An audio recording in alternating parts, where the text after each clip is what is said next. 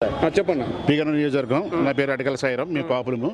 రాజేష్ గారిని ఓడించడానికి 50% అబవ్ కాపులు రెడీగా ఉన్నారండి. టీడీపీ జనసేన పొత్తు పెట్టుకుంది, కాపులంతా అటువైపు ఉన్నారని చెప్పి పవన్ కళ్యాణ్ కావచ్చు, లేదంటే జనసేన కావచ్చు, టీడీపీ నాయకులు కావచ్చు ప్రచారం చేస్తున్నారు కదా. ఎప్పుడైతే రాజేష్కి టికెట్ ఇచ్చారో అది కాకుండా ఎప్పుడైతే పవన్ కళ్యాణ్ అమ్ముడు పోయాడనే ఉద్దేశంతో 24 సీట్లు ఎప్పుడైతే ఇచ్చుకున్నాడో దానికి ఆమోదం పొందాడో అప్పుడే కాపులందరూ వ్యతిరేకంగా పోయారండి. మరి ఈ రోజు జనసేనకు ఓటేయడానికి సిద్ధంగా లేరంటారా? లేరండి.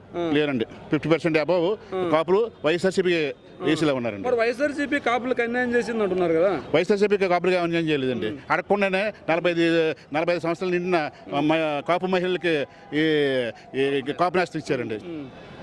మరి ఈ రోజు జగన్మోహన్ రెడ్డి గారు మీకేం చెప్పారు? మరి ఏదండి ఇక్కడ మీటింగ్లోన సక్రంగా ఓటింగ్ సరళను పెంచుకుంటూ మన సంక్షేమ అభివృద్ధి పథకాలు ప్రజలకు వివరించి మన ప్రభుత్వం వచ్చేలాగా చూడమని చెప్పారండి. గెలుస్తారా? మరి డెఫినెట్గా గెలుస్తారు. మా ఎమ్మెల్యేగా ఇప్పటి నెగ్గండి నెగ్గి మినిస్టర్ కూడా అవుతారండి. అదే మహాసేన రాజేష్ కూడా బలమైన వ్యక్తి ఇంతవరకు కూడా 3 రోజులు 4 రోజులు సీటు ప్రకటించిన ఇంతవరకు రాలేదు సార్. సోషల్ మీడియాలో యాక్టివ్గా ఉంటాడు కదా ఆయన. యాక్టివ్ అంటే అది కొంతమంది చూస్తారు, సోషల్ మీడియా పెద్ద చూసి వాళ్ళు ఎవరు లేరు సార్. మరి ఈ రోజు అంటే బరిలక్క సామాన్యరాలు ఆ రోజు తెలంగాణలో పోటీ చేసింది, ఈ రోజు నేను పోటీ చేస్తాను, నాకు ఓటు వేయండి గెలిపించండి అంటున్నాడు. ఇప్పుడు బరిలక్కి నోట్లు వస్తాయి, అన్ని ఓట్లు వస్తాయి రాజేష్కి. మన నియోజకవర్గంలో ఆ పరిస్థితి అతనంటే కిట్టదండి, కిట్టదు. రాజేష్ అంటే కులాల మధ్య చిచ్చు పడతాడు అనే ఉద్దేశంతో ప్రజలందరూ ఎస్సీబీసీ కూడా ఓసీ కూడా ఉన్నారండి. ఏమన్నా ఏదైనా లేరండి. ఎస్సీలో కూడా అంబేద్కర్ ఎప్పుడైతే విమర్శించాడో అప్పుడే ఎస్సీల నుంచి కూడా వ్యతిరేకత వచ్చింది సార్. వచ్చిందండి. మరి ఆయన ఓడించడానికి సిద్ధంగా ఉన్నారండి ప్రజలంతా. ఏదో నియోజకవర్గ ప్రజలందరూ సిద్ధంగా ఉన్నారు. జనసేన టీడీపీ కలిసి వస్తుంది? లేదు సార్, ఎట్టి పరిస్థితుల్లో ఉండదు సార్. మాది అక్కడ బీసీ సామాజిక సెట్టిపల్లి సామాజికవర్గం, అక్కడ బలమైన సామాజికవర్గం ఉంది. అక్కడ బీసీస్ కూడా అందరూ కూడా వైఎస్ఆర్సీపీ కూడా బాగా వెన్నుముఖంగా ఉన్నారు. మాకు 4 మండల బీసీస్ కూడా ఏకగ్రహంగా బీసీలు అందరూ కూడా వైఎస్ఆర్సీపీకే పట్టం కడతారండి. అభిమానులు ఉన్నారు, ఫ్యాన్స్, జనసేన ఫ్యాన్స్ ఉన్నారు. ఏదో కుర్రోళ్ళు తప్ప అంత ఏం లేదు సార్. అంతా ఈ రోజు కాపులకి ఎన్నో పథకాలు ఇచ్చాడు జగన్మోహన్ రెడ్డి గారు. కాపు నేస్తం అనగా కాపు 45 సంవత్సరాలు వచ్చిన మహిళలకు కూడా ఇవాళ డబ్బులు కూడా కాపులు కూడా వేస్తున్నారు. ఏ ముఖ్యమంత్రి చేయడు చెప్పండి అంత అలాగా? ఏ ముఖ్యమంత్రి కూడా చేయలేదు. జగన్మోహన్ రెడ్డి గారే నెంబర్ 1 సీఎం. నెక్స్ట్ కూడా జగన్మోహన్ రెడ్డి గారు 175 ఈజీగా నగ్గే అవకాశం ఎక్కువ ఉంది. సీఎంను పట్టుకొని అంటే మాట్లాడిన స్థాయిలో మాట్లాడుతున్నాడు కదా రాజేష్ మహాసేన, అతనికి ఏం చెప్తారు మీరు? అంత జగన్మోహన్ రెడ్డి విమర్శించే స్థాయి కూడా కదండి అయింది. అతను ఏంటంటే ఒక యూట్యూబ్ ఛానల్ పెట్టి మాట్లాడటం తప్ప జగన్మోహన్ రెడ్డి విమర్శించే స్థాయి ఏం లేదండి. ఆయన కోసం మనం ఎక్కువ మాట్లాడుకుని వేస్తారు. రేపు నియోజకవర్గంలో 0 అండి, ఏం ఉండదు సార్. రేపు ఈ రోజు నియోజకవర్గం రావడం కూడా భయపడుతున్నాడు అతను. అంత వ్యతిరేక జ్వాలలు ఉన్నాయి ఇక్కడ అతని మీద. నియోజకవర్గం అడుగు పెడితే జనసేన టీడీపీ ఈ జనసేన వాళ్ళు కూడా గో బ్యాక్ అని చెప్పి అతన్ని బయటికి పంపించే అవకాశం కూడా ఉంది. ఈసారి ఖచ్చితంగా జనసేనకి కావచ్చు, టీడీపీ కావచ్చు, చిత్తుగా ఓడించి జెండా ఎగరేయడం 100% సార్. ఎన్ని పార్టీ వచ్చినా మా నియోజకవర్గం జగన్మోహన్ రెడ్డి రాష్ట్రంలో జగన్మోహన్ రెడ్డి సీఎం అవుతాడు. మా నియోజకవర్గాన్ని విప్పత్తి వేణుగోపాల్ గారు బంపర్ మెజారిటీతో నగ్గుతారు సార్. దూరం చేస్తా అది దాని సవాల్ విసురుతాడు క్రిస్టియన్స్.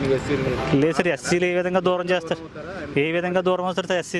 ఎస్సీస్ ఆల్రెడీ వైఎస్ఆర్ పార్టీకి 90% ఎస్సీస్ అందరూ కూడా వైఎస్ఆర్ పార్టీకి ఎన్నుదండగా ఉన్నారు సార్. అక్కడ ఏ విధంగా చేయలేడు సార్. అతను ఏ విధంగా ఇన్ని ప్రలోభాలు పెట్టినా కూడా ఎస్సీని ఏ విధంగా చేయలేడు. దగ్గరుండి ఆ ఓట్లు నేను టీడీపీ జనసేనకి వేపిస్తా, ఎస్సీలు అందరినీ మారిపిస్తే ఇప్పటికే సగం మంది మారిపోయారు అంటున్నాడు. లేదు సార్, లేదు. అతను ఏదో ప్రలోభాలకు పెట్టేది కొంతమంది కుర్రోళ్ళు మాస్ లీడర్స్ ఉంటారు. మాస్ కుర్రోళ్ళు కొంతమంది ఏదో 1-2% కుర్రోళ్ళని పోలింగ్ తప్ప ఏముండదు సార్. ఈ గన్నవరం నియోజకవర్గంలో మహాసేన రాజేష్ గారికి టీడీపీ టికెట్ ఇచ్చింది. ఆయన గెలిపే లక్ష్యంగా ముందుకెళ్తున్నాడు, ఖచ్చితంగా గెలుస్తానంటున్నాడు. పరిస్థితి ఏందన్న? డిపాజిట్లు కూడా రావని మేము చెప్తున్నాం. ఎందుకంటే నేను ఒక దళితుడిగా మాట్లాడుతున్నాను. ఈ రోజు ఏదైతే మేమందరం కూడా ఒక దేవుడిగా భావిస్తామో డాక్టర్ బాబాసాహెబ్ అంబేద్కర్ని, ఆయన రాసిన రాజ్యాంగాన్ని ఇవాళ అవమానించినటువంటి పరిస్థితి రాజేష్. అట్లాంటి వ్యక్తిని మా నియోజకవర్గం వస్తే తరిమి కొట్టే పరిస్థితి.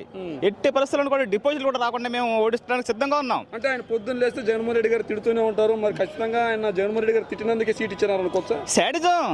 జగన్మోహన్ రెడ్డి గారు తిట్టేటంటే ఆయన బ్రహ్మాండమైన సంక్షేమ పథకాలు, సంక్షేమపరమైన పరిపాలన పాలిస్తుంటే ఆయన తిట్టేటంటే ఇవాళ నెంబర్ 1గా పరిపాలిస్తున్న రాష్ట్రాన్ని అభివృద్ధి పథం వైపు సంక్షేమ పథకాల ఒక పక్కన సంక్షేమం, ఒక పక్కన అభివృద్ధి రెండు కూడా బేరేజ్ వేసుకుని ఆయన తీసుకుపోతున్నటువంటి పరిస్థితి. అసెంబ్లీలోకి వచ్చి జగన్ గారిని గడగడలాడిస్తాను అని మహాసేన రాజే సవాల్ విసురుతుంది. కళలు పకటి కళలు అంటున్నాడు సార్. పకటి కళలు ఇవన్నీ కూడా వాస్తవ దూరాలు. ఎస్సీలందరూ నా వైపు చెప్తుంది వింటారు అని అంటున్నాడు కదా, నిజమేనా? ఇవన్నీ కూడా పకటి కళలే.